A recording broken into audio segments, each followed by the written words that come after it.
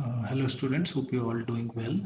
So I, Dinesh Rawat, would be your faculty for the subject International Business. And today the topic is nature and scope of international business.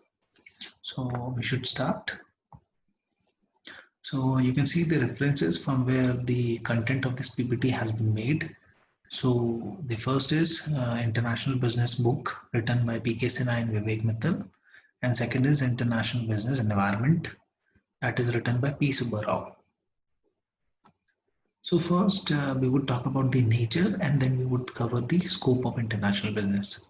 So international business as discussed in the previous lecture. So it is all about, transfer of goods and services between two countries or more. And when we talk about the nature of international business, so it is a very crucial venture. So as you can see, conducting and managing international business operations is a very crucial ventures. Why it is crucial? Because it depends on due to the variation in political, social, cultural, and economic factors from one country to another. So if you're investing in a country, so you need to check the political scenario, social, cultural, and economic factors of that country. So that is why it is a very crucial venture. So for example, most of the African consumers prefer less costly products due to their poor economic condition, maybe, and the German consumers prefer high quality products due to their high standard of living. So therefore, when you are, uh, setting up your setting up your plant in any African nation, so then you need to think about the consumers.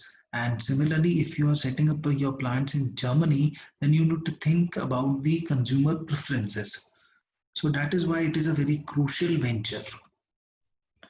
One of the distinguished feature of international business is that international firm operates in environment that are highly uncertain. Obviously, so and this the environment is not that much certain, it is highly uncertain.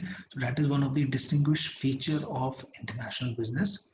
So managers who are astute in identifying new ways of doing business, so the managers who knows how to deal with this uncertain environment, and those who can identify new ways of doing business that satisfy the changing priorities of foreign governments, have an obvious and major competitive advantage over their competitors. So any manager who is dealing in international business, he has to see and he has to identify new ways of doing business. So this is, so you can see, one of the feature is that the environments are highly uncertain in international business. And talking about the nature, other is the benefits to participating countries. So whether generally whether it is a developed country or it is a developing country, both the countries they benefit due to the international business. So developed countries they grow their businesses, and developing countries they get foreign capital, employment opportunities, rapid industrial development. So all the countries which are involved in international business, they benefit. Next nature is large scale operation. So obviously everything in international business is conducted on a large scale. So whether it is production, whether it is marketing, the scale is very large. So we can say large scale operation is one of the nature of international business. Then integration of economies. Obviously, international business combine the economies of many countries. The companies use the finance, labor, resources, infrastructure of other countries in which they are working. So there is an integration of economies. Next is dominated by developed countries. Obviously, the developed countries like USA, Europe, Japan, they have their generally they have good R&D, research and development. So that is the reason the MNCs of these countries are present in every developing country. So we can say that one of the nature of international business is dominated by developed countries. So international business, it requires accurate information. So international business need accurate information to make an appropriate decision. So for example, Europe was the most opportunistic market for leather goods and particularly for shoes.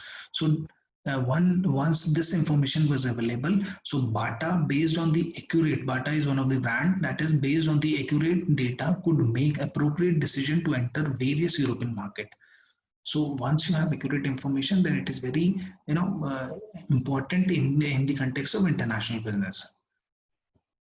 Next is timely information. So it is not only about the accurate but also timely. So the information should reach to the manager at the time when it is required. So let, for example, Coca-Cola could enter the European market based on the timely information, whereas Pepsi entered later. So it is also very important to have the information at the right time. Next nature is market segmentation. So international business is based on market segmentation. So different countries are involved, so different geographic segmentation is of the consumer is present there.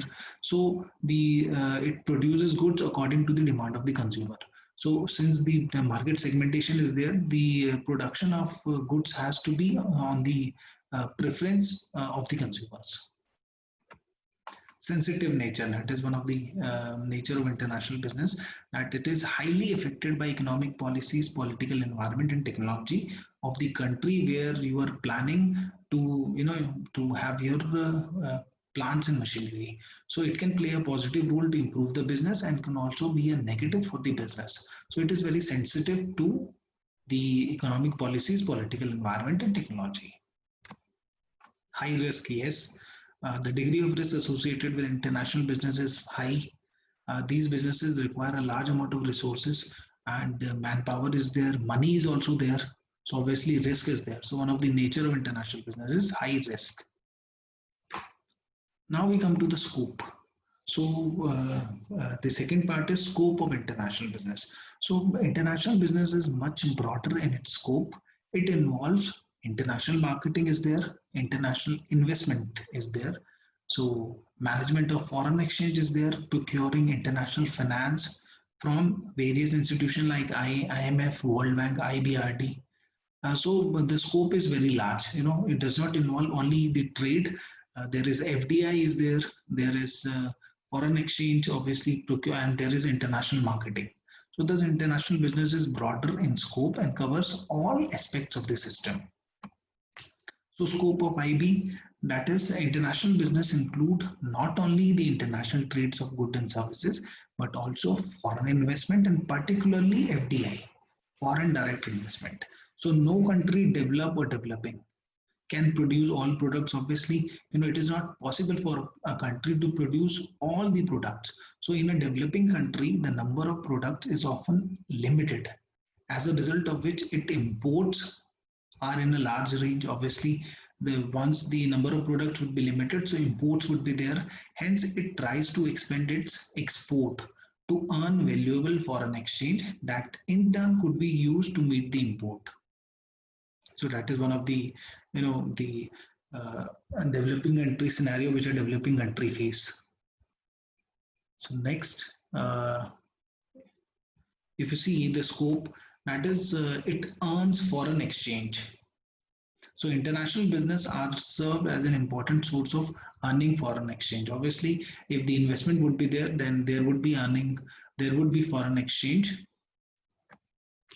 So FDI, if we talk about the FDI, some of the latest announcement in Indian context is, as you can see, from April 23 to July 16, 2020, Geo Platforms Limited sold 25.24% stake worth rupees 1.52 trillion to various global investors from separate deals involving. So one of the biggest organization of global businesses, Facebook. So Silver Lake is there.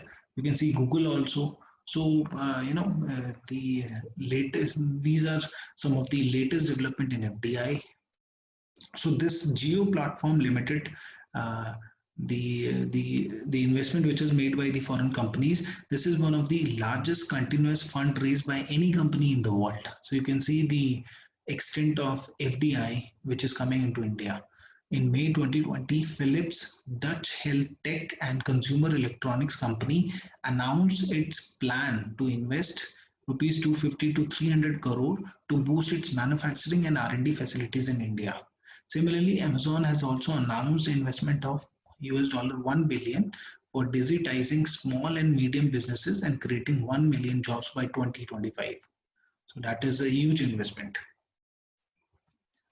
And in the scope of IB, yes, obviously import and export is there.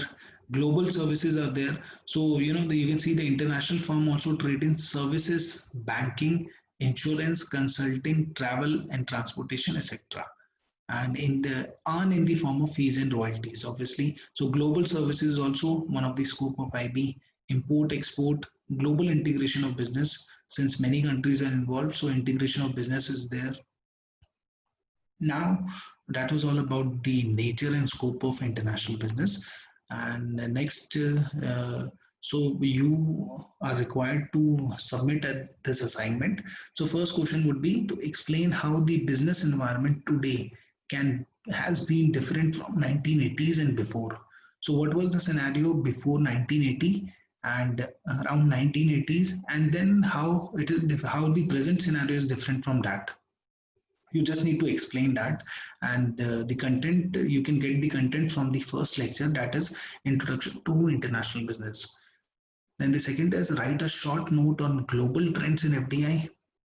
So you have seen recent we have talked about the recent development in Indian context. So you just have to write down about the global trends in FDI. So what is happening in FDI around the world. So explain why international business managers need to study technological environment. So why it is important for a manager, international business manager, to study the technological environment. So you can also get an idea about this from the first lecture, that is introduction to international business. So at the end of the class, you would receive a Google form link, and you can upload your answer assignment sheet through that Google form. So that is all for today's class. Thank you so much.